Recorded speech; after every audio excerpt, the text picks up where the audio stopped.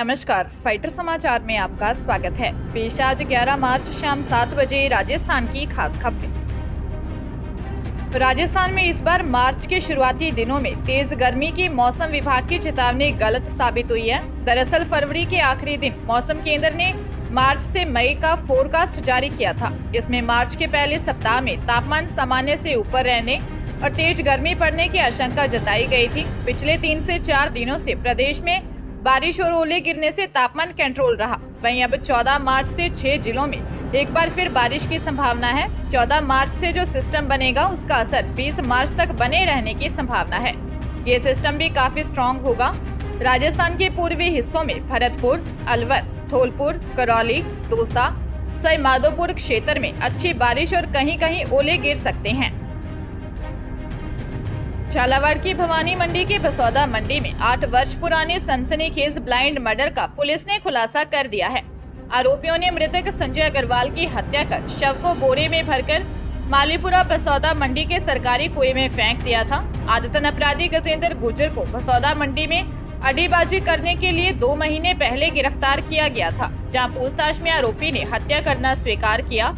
SP अनुराग सुजानिया ने बताया कि 7 मई 2015 को मालीपुरा बसौदा मंडी के तालाब के पास बने सरकारी कुएं में बोरे में एक लाश बहती हुई दिखाई दी थी, जिससे क्षेत्र में सनसनी फैल गई थी, जिस पर तत्कालीन थाना प्रभारी के द्वारा मर्ग में मामला दर्ज करवाकर अज्ञात व्यक्ति 20 से 25 वर्ष का पीएम करवाया गया। आरोपी ने पूछताछ के दौरान बताया कि वर्ष 2015 में संजय अग्रवाल की कोटा से लाकर हत्या कर दी थी। वहीं शव को बोरे में भरकर अपने साथी मनोज उर्फ कालू मेघवाल निवासी बसौदा मंडी के साथ मिलकर मालीपुरा तालाब के पास बने सरकारी कुएं में फेंक दिया था। मृतक कोटा में गजेंद्र उर्फ बंटी गुर्जर के यहाँ पर किराए पर रहता था और प्रॉपर्टी का काम करता था। तब उसने आरोपी की पत्नी और भतीजी की नहाते हुए वीडियो बना ली थी। उन्हें ब्लैकमेल करता था। इस कारण तंग आकर आरोपी ने संजय अग्रवाल की हत्या की साजिश रची। भीलवाड़ा जिले के सुभाषनगर थाना पुलिस ने बड़ी कार्रवाई करते हुए एक हनी ट्रैप मामले का पर्दाफाश कर 3 महिला व 2 पुरुषों को गिरफ्तार किया है। वहीं पूछताछ में आरोपियों ने अपना गुनाह कबूल लिया है। साथ ही बताया गया कि पूर्व में इन लोगों ने कई बड़े व्यवसायी, उद्योगपतियों और सरकारी कर्मचारियों को अपना निशाना बनाया था।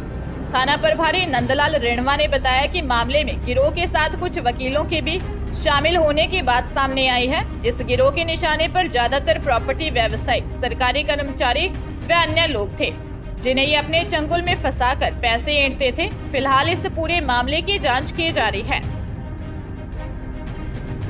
दिल्ली के पूर्व उप मुख्यमंत्री मनीष सिसोदिया को राउस एवेन्यू कोर्ट ने 7 दिनों के लिए ईडी की कस्टडी में भेज दिया है। कोर्ट के आदेश के बाद अब 17 मार्च तक सिसोदिया ईडी की रिमांड पर रहेंगे।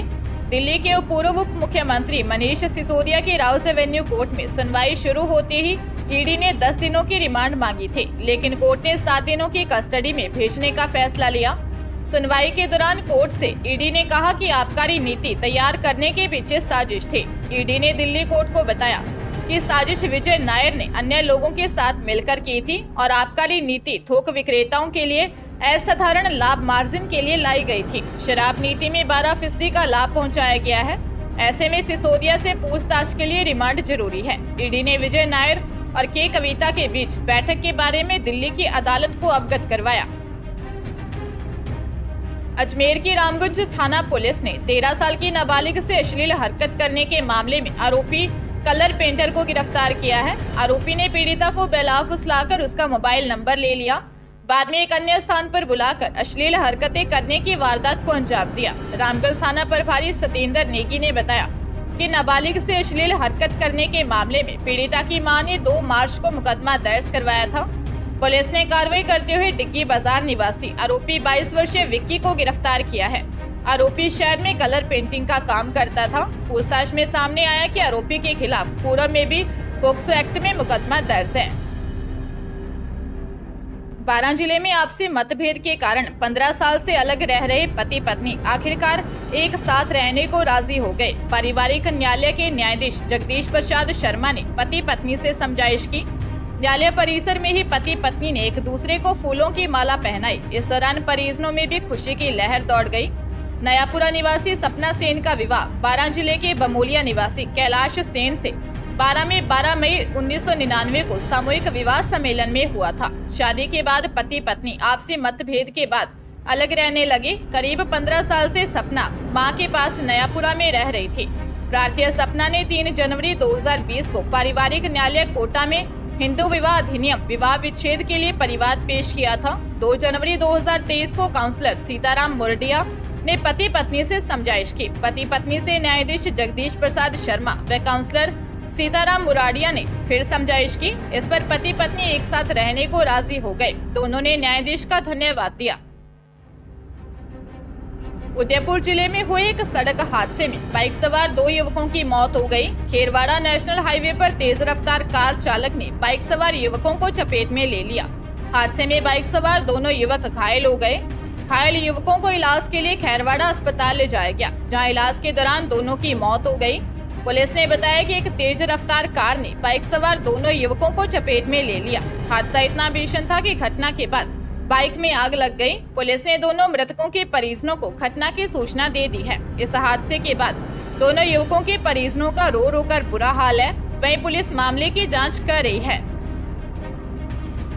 धौलपुर जिले के सदर थाना क्षेत्र के NH 123 पर अल्लीपुरा गांव के नजदीक तेज रफ्तार कार चालक ने खेत से काम कर लौट रहे बुजुर्ग को टक्कर मार दी। हादसे में बुजुर्ग की मौत हो गई। घटना के बाद से कार चालक मौके से फरार हो गया। पुलिस के मुताबिक कार ने 90 वर्षीय सरवन पुत्र गोकुला को टक्कर मार दी। हादसे के बाद स्थानीय लोग मौके पर पहुंच गए और पुलिस को सूचना दी। पुलिस ने घायल को अस्पताल में भर्ती करवाया, जहां चिकित्सकों ने उसे मृत घोषित कर दिया। सदर थाना प्रभारी हनुमान सहाय ने बताया कि शव को मोर्चरी में रखवा दिया गया है। पुलिस मामले की जांच में जुटी है। राजस्थान लोक सेवा आयोग की ओर से सब इंस्पेक्टर भर्ती परीक्षा 2021 के कुल 859 पदों के लिए साक्षात्कार का चरणबद्ध तरीके से आयोजन किया जा रहा है। इसके तहत साक्षात्कार के 5वें चरण का आयोजन 20 से 22 मार्च तक किया जाएगा। आयोग की ओर से अभी तक साक्षात्कार के 3 चरण हो चुके हैं। चतुर्थ श्रेणी चरण के साक्षात्कार 13 से 17 मार्च 2023 तक आयोजित होंगे। संयुक्त सचिव आशुतोष गुप्ता ने बताया कि निर्धारित कार्यक्रम के अनुसार 5वें चरण में 360 अभ्यर्थियों के साक्षात्कार का आयोजन होगा। साक्षात्कार पत्र को आयोग की वेबसाइट पर यथासमय अपलोड कर दिया जाएगा।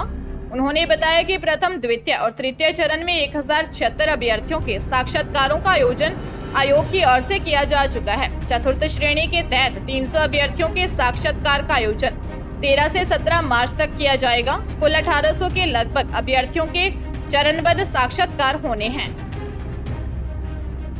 सीकर के कोतवाली थाना इलाके में ज्वेलर की दुकान से सोना चोरी होने का मामला सामने आया है। एजेंट के जरिए दुकान में काम करने आए 2 बंगाली कारीगर चोरी कर फरार हो गए। अब कोतवाली पुलिस दोनों बंगाली कारीगरों की तलाश में है। ज्वेलर महेंद्र कुमार ने कोतवाली थाने में रिपोर्ट देकर बताया है कि पश्चिम बंगाल के निवासी समीम ने 25 फरवरी को उनकी दुकान पर काम करने के लिए 2 बंगाली कारीगर भेजे। दोनों का नाम सुदीप सामता और सुकुमार डिगर था। 3 मार्च को दोनों बंगाली कारीगर दुकान से करीब 40 ग्राम सोना लेकर फरार हो गए, जिसकी कीमत करीब 2,30,000 थी। सुबह जब दोनों कारीगर दुकान पर काम करने के लिए नहीं आए तो उन्होंने दोनों का पता किया, लेकिन उनका कुछ पता नहीं चल पाया। कोतवाली थाना पुलिस ने दोनों कारीगरों और एजेंट के खिलाफ नामजद मामला दर्ज कर जांच शुरू कर दी है।